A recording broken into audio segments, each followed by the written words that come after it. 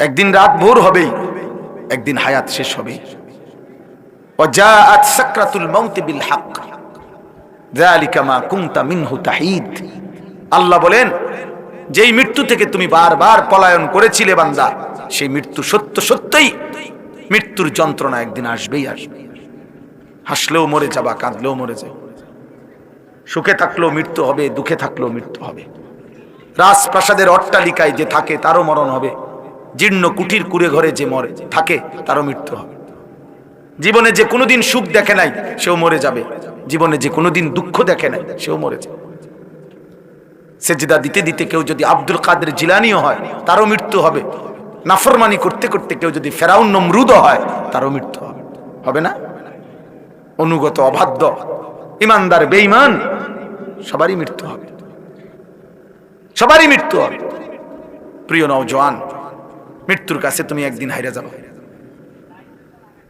মৃত্যু এসে তোমার সব আস্ফালন আনন্দ আয়োজন থামাই দিবে। প্রতিদিন, খোদার কসম, প্রতিদিন এই পৃথিবীতে বৃদ্ধ মানুষের চাইতে জওয়ান মানুষ বেশি মরে। আল্লাহর কসম, এটা আল্লাহর ওয়াদা। প্রতিদিন কিশোর যুবক এই পৃথিবী থেকে বেশি মরে।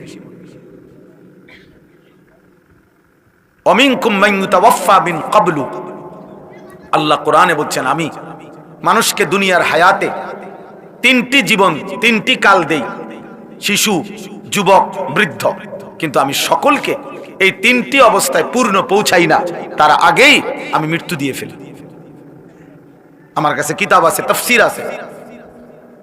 হযরত হাসান বসরি রাহমাতুল্লাহ আলাইহি, হযরত ইবনুল জাওজি রাহমাতুল্লাহ আলাইহি, এরকম বড় বড় বুজুর্গানে দিন পূর্ববর্তী জামানার, ওনারা বলছেন, হে যুবক, তুমি লক্ষ্য রাখো, যেই গাছের থেকে ফুল বের হয়, যেমন আম গাছ, আম গাছের যেই মুকুল বের হয়, সেই মুকুল, সেই ফুল, আম হয় যতগুলো, ঝরে যায় ফুল তার চাইতে বেশি।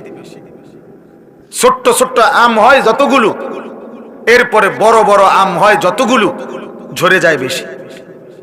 এরপরে পাকে যতগুলো, ঝরে যায় বেশি। শেষ পর্যন্ত পৌঁছায় কম, ঝরেই যায় বেশি, নাকি টিকে থাকে বেশি?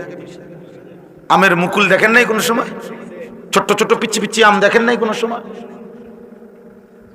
হযরত ইবনুল জাওজি রাহমাতুল্লাহ কিতাবের মধ্যে আছে, উনি বলছেন, হে যুবক, মনে রেখো, প্রত্যেক যুগে, প্রত্যেক সমাজে, প্রত্যেক বাড়িতে তুমি হিসাব করো যে কিশোর যুবক সমবয়সী যদি হয়, যে পরিমাণ, তার সাথে আনুপাতিক হারে বৃদ্ধের সংখ্যা অনেক কম।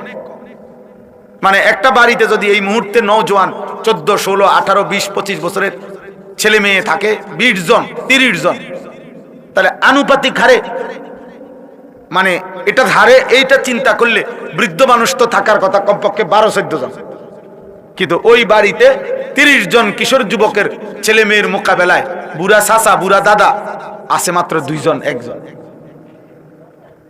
বুঝেন নাই হিসাবটা? তাহলে বুঝা গেল এই আজ থেকে 30 বছর আগেও তো, 50 বছর আগেও তো কেউ কিশোর যুবক হিসাবে আগে আসছিল। তাহলে ওরা সবাই যদি বৃদ্ধ হইতো, তাহলে বৃদ্ধ এত কম হইলো কেমনে? তাহলে হিসাবে তো কাছাকাছি থাকবার কথা, কিন্তু জওয়ান হইল 20 জন, বৃদ্ধ হইল 2 জন। কেন? মানুষে বলে না যে এই চাচা আর আমগো গ্রাম বাড়ির শেষ শুধু দোয়া করেন, আমার দাদাই আর বাকি সব মরে গেছে। আমার বাপ চাচা, মনে করেন আমার বাপ চাচা 4 জন, তাহলে আমার বাপ চাচার ছেলেরা, ছেলে মেয়েরা, আমরা চাচতো ভাই, জ্যাঠতো ভাই, আমরা মিলে আমরা আছি না হয়তো 40-50 জন। তাইলে 30-40 জনের কম হবে না, কিন্তু আমার বাপ চাচার মধ্যে শুধু আমার ছোট চাচা একজনই বাইচা আছে। আমার দাদাও নাই, জ্যাঠাও নাই, আমার বাবাও নাই, আমার সেজো চাচাও নাই, শুধু ছোট চাচা আছে। অথচ আমার এই বাপ চাচা 4 জনের সন্তানদের মধ্যে একমাত্র আমার বড় জ্যাঠার 1 জন ছেলে মারা গেছে এখন, আর সবাই আল্লাহর রহমতে বাইচা আছে। তাহলে ভাইয়া বুঝো, এটা বুঝতে চেষ্টা করো। কেউ যদি বুঝতে চাও, আর তোমার তামসা যদি তোমার কাছে পছন্দ হয় তো ঠিক আছে বাবা, কেউ কাউরে থামাইতেও পারে না, কেউ কাউরে পিছাইতেও পারে না, কিন্তু এটা ইনসাফ। যে আগামী 50 বছর পৌঁছতে পৌঁছতে তোমাদের বয়সী অধিকাংশ কবরে চলে যাবে। টিকবে, অনেকে বুড়া হবে অল্প, বুড়ো হবে অল্প, টিকে থাকবে অল্প, ঝরে যাবে বেশি। অমিনকুম মান ইউতাওয়াফা মিন ক্বাবলু। এই জন্য আজকেও একজন লোক, এটা আমি বুঝাইছি যে ভাই এটা ভাববেন না যে এখনো বয়স বাকি, না না। ওয়ালিতাবলুগু আজালাম মুসাম্মা, আল্লাহ বলেন আমি কিন্তু যাকে যখনই মৃত্যু দেই আমি কিন্তু তার হায়াত পূর্ণ করেই মৃত্যু দিই। অল্প বয়সে আমি কাউকে মৃত্যু দেই না, অকালে কাউকে মৃত্যু দেই না। প্রত্যেককে আমি আল্লাহর পক্ষ থেকে নির্ধারিত, আমি আল্লাহ তাকদীরে সৃষ্টির আগেই আল্লাহ তাআলা লিখে রাখছেন, তো আমি ওইটা সময় পূর্ণ করেই মৃত্যু দেই। ওয়ালিতাবলুগু আজালাম মুসাম্মা, এই একটা শুরু হইছে আর কি। মন চাইছে যে যার কারণে কোনো বাধা নিষেধ না মানা, দোস্ত এটা জীবন না, এটা জিন্দেগি হইতে পারে না, এটা জীবন হইতে পারে না। এই জন্য আমি এটা কঠোর, আমি এই ব্যাপারে শক্ত যে আমার কথা হলো এরা আমাদের সন্তান, এরা আমাদের ছেলে, আমাদের ভাই, তাহলে এদেরকে ফিরাবে কে?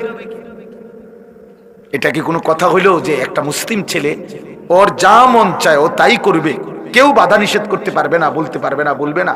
এটা কি একটা পৃথিবী হইতে পারে? আপনাদের বিবেকে কি বলে? তাহলে ইসলাম মানবে কে, কোরআন মানবে কে, আল্লাহর দ্বীন কার জন্য? নওজোয়ান ভাই তোমরাই বল, এই 30 পারা কোরআন তাহলে কার জন্য নাজিল হলো? নবী সাল্লাল্লাহু আলাইহি ওয়াসাল্লাম 23টা বছর তাহলে কাকে বললেন, কি জন্য বললেন? এক ওয়াক্ত নামাজ মুসলিম পরিচয় দেওয়ার পরও যদি তোমার পড়তে মন না চায় তো এই নামাজ কার জন্য ফরজ হলো? হালাল হারাম যদি কোনোভাবেই মানতে মনে না চায় আল্লাহর বিধান, তো এই কোরআনের বিধান কার জন্য? তাইলে আল্লাহর বিধান তাহলে কার জন্য? ইনসাফ করেন সবাই, সবাই মিলে, জওয়ান বুড়া মুরব্বীরা শ্রেণীয়া বয়স্করা, আপনারা আপনাদের সন্তান নাতি নাতনিদেরকে ওদের হাতে ছেড়ে দিয়েছে, আর ওরাও মুক্তি পাইয়া, স্বাধীন পাইয়া ওরা ভাবতেছে আমার মা বাবা, অভিভাবক, আমার দাদা দাদি, আমার বংশের কেউ মুরব্বী আমার মাথার উপরে কেউ তো আমারে ডাক দেয় না, মানা করে না, আমি যা মন চাই তাই করতে পারতেছি। আমার বাপ, আমার ভাই, এটা তো জীবন না,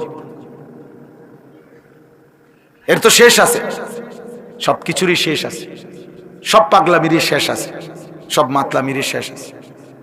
এই মোবাইলেরও তো চার্জ শেষ হয়, মোবাইলেরও যেহেতু চার্জ শেষ হয়, হায়াতের চার্জও তো শেষ হবে। আ'তা কুল্লা শাইইন খালকাহু সুম্মা হাদা। আল্লাহ তাআলা কোরআনুল কারীমে বলছে আখরাজাকুম মিন বুতুনি উম্মাহাতিকুম লা তা'লামুনা শাইআ। মায়ের পেট থেকে, বাবা আল্লাহ বলছে হে আমার বান্দা, মায়ের পেট থেকে যেদিন তোমাকে আমি বের করে এনেছিলাম সেদিন কিন্তু তুমি কিছুই জানতা না, আমি আল্লাহ তোমাকে ধীরে ধীরে পূর্ণ আকল দান করেছি। এবার তুমি আলো অন্ধকার রোদ বৃষ্টি তুমি সব বুঝো, অতএব আমি তো তোমাকে আকল দিয়েছি, বিবেক দিয়েছি, দিমাগ দিয়েছি। এই আকল, এই বিবেক, এই দিমাগ, এটা যদি কারো কাজ না করে, ওর মাঝে আর পশুর মাঝে কোনো পার্থক্য নাই, কোনো পার্থক্য নাই, কোনো পার্থক্য নাই। আমার বাপ, এতগুলো নওজোয়ান ছেলে তোমরা আল্লাহকে সাক্ষী রেখা যদি মুসলমান মায়ের ঘরে জন্ম নিয়ে থাকো, কোন পবিত্র মায়ের 2 বছর দুধ পান করে থাকো, তো বলো তো ভাই, যে মা তোমারে 2 বছর দুধ পান করাইছিলেন সে মা কত লক্ষবার তোমারে গালে মুখে জড়ায়া ধরা চুমু খাইছিলেন, আদর করেছিলেন। যে বাবা 6 বছর পর্যন্ত তোমাকে ধীরে ধীরে তিল তিল করে আদর সোহাগ করে লালন পালন করেছিলেন, সেই বাবা কত হাজারবার তোমার মাথায় হাত বুলাইছে। যখনই কোনো আলেমকে পাইছে তখনই বলছে হুজুর আমার ছেলেটার জন্য দোয়া করেন, একটু মাথায় মুছে দেন, আদর করে দেন, দোয়া করে দেন, আল্লাহ যেন মানুষ বানায়। মায়ের কত স্বপ্ন ছিল, বাবার কত স্বপ্ন ছিল, আত্মীয় স্বজন আসছে, ফুফুর কোলে দিছে, ফুফার কোলে তুলে দিছে, দাদার কোলে তুলে দিছে। আজকে আমি এক বাসায় এশার নামাজের পরে খানা খাইছি অল্প সময়, এই সময় দেখছি ওই বেচারার 2টা নাতনি, সে পুরাটা সময় দাদারে ব্যস্ত করে রাখছে, ওনারে, আর উনি একবার এটারে আদর করে, একবার ওইটারে আদর করে। তাইলে আমার ইনসাফের কথা হইল ভাই, যদি কোনো একটা ছেলেও ভাবো আমি নির্বাচনে দাঁড়াইছি না যে আমার সবার ভোট দরকার, আমি কোনো প্রার্থী না, আমার কোনো মার্কা নাই, আমি নির্বাচনের জনসভায় আসি নাই, অতএব কোন এক আল্লাহর বান্দার কলিজায়ও যদি বিবেক জাগে আমার যথেষ্ট। কসম আল্লাহ, আমি শুধু এতটুকু জানতে চাই, একটা নওজোয়ান, হে কিশোর, আজকের সারাদিনে যারা এক ওয়াক্ত নামাজ পড়লা না, তোমার মায়ের পবিত্র সেই 2 বছরের দুধ আর তোমার মায়ের বুকে ধারণ, গর্ভে ধারণ আদর সোহাগ, মায়ের কি এই স্বপ্ন ছিল যে তুমি 16 বছর বয়সে দিন রাত উলঙ্গ ছবি দেখবা, নারী দেখবা, নর্তকী দেখবা, জিনা ব্যভিচারের দৃশ্য দেখবা, আর হারাম অসৎ কাজে, অসৎ চরিত্রহীন লম্পট বন্ধুদের আড্ডায় এমন সুন্দর রাত দিন হায়াত শেষ করে দিবা? এই ছিল মায়ের স্বপ্ন, এই ছিল বাবার আদর।